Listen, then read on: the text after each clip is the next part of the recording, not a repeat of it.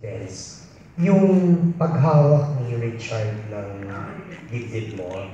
My question is, how did Direk Noel convince you na gawin yun, knowing full well that you're a happily married person?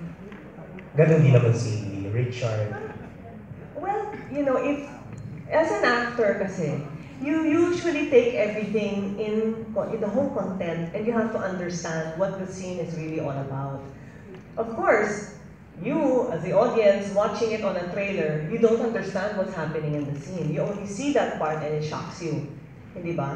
But if you... Shock ka rin? Na-shock. But, you know, if you read the script the way we do as actors and you understand where it's coming from, what was the scene prior to this, and where is it going, you begin to appreciate what happened to the characters at bakit sila nagkaganon. So, it didn't really need much convincing. So initially, Don, there were no mental reservations whatsoever? No, none for me. As long as I understand the scene and I'm comfortable with what I'm doing, and I believe in the scene, why it is needed, then I will do it. When you did that scene, ano ka, na-excite nga ako? Ay!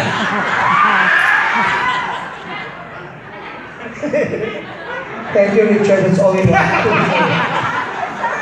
Yun lang naman ang sinabi nila. Thank you. But honestly, pinag-usapan talaga namin ni Direk kung paano yung gagawin kay Don. And then, tinanong ko si Don, because of course, it's very sensitive, no?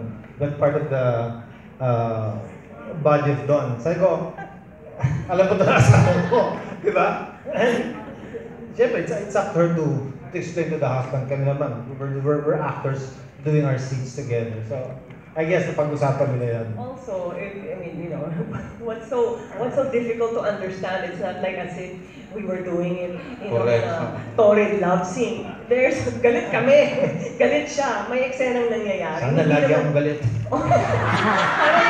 Diba? Gawin mo yan. Galitin mo pa ako, sige. Ikaw, gusto mo magalit?